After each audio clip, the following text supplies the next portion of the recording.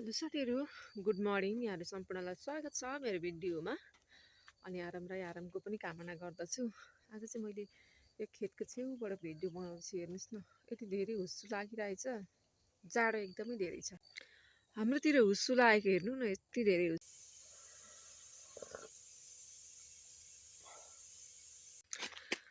अब चाहिँ हामी स्कुलतिर हिँड्यौँ साथीहरू।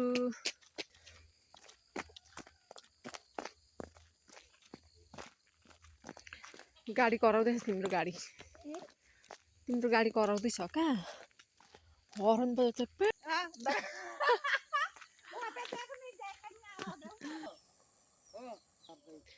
गाडी आयो, गाडी आ गई। चढालु 40 रुपियाँ छ है। त्यो चाउमिनहरू चाहिँ नदिनु ल।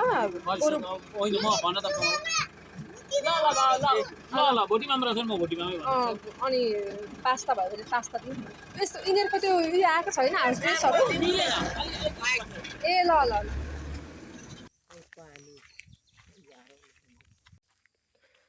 म चाहिँ घर पनि आइपुग्न लागेँ। मेरो आँखा पाकेर एकदम धेरै सानो भइरहेछ क्या साथीहरू। खनेर मैले चाहिँ पुरा रेडी गरिरहेछु। यो साग छरेको चाहिँ कम्तीमा पनि 4-5 पटक भइसकिसक्यो, तर कहिल्यै साग भएन। यो चाहिँ अर्काकोबाट बिरुवा मागेर ल्याएर रोप्नलाई चाहिँ रेडी गर्दैछु क्या मैले।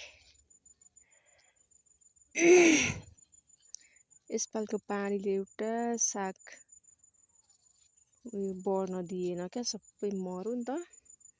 अनि मम्मीले बिरुवा लिएर आउनु भएछ। अनि यसलाई चाहिँ मैले अहिले रोप्न लाग्दैछु, सार्न लाग्दैछु। यो चाहिँ अलिकति डाँडा पर्छ नि त, अनि त्यो भएर पानीले डुबाउँदैन कि भनेर मैले सारेको साग देख्न सक्नुहुन्छ।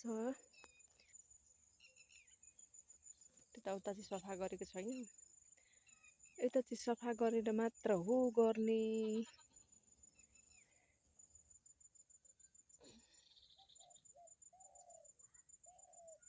र बढी आँखा पाकेको छ नि त, त्यो भएर लिएर आउनु भयो।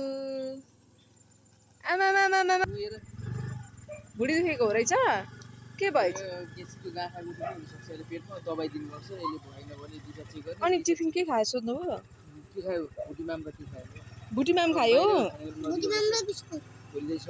अब त्यो बिस्कुट पनि नखाने हुँदैन, बिस्कुट धेरै खान्छ त्यो भएर पनि। मैले चाहिँ मेरो काम सकेँ साथीहरू आज बेलुकाको। अब हाम्रो एकछिनमा चाहिँ यहाँ जोताउने हो। यो चाहिँ आलुबारी बनाउने हो हाम्रो। यो चाहिँ हाम्रो यसमा धान नरोपेको क्या। यहाँ चाहिँ धान रोप्यो भने लडाइहाल्छ, फल्दैन एउटै। हाम्रो गाईबस्तु पनि खन्क्याउने बेला भयो साथीहरू। यसलाई मैले घाँस खान्छ भनेर यहाँ ठोकिदिएको, लास्टमा घाँस पनि खाएन क्या। यो गन्ते झार रहेछ कि क्या र।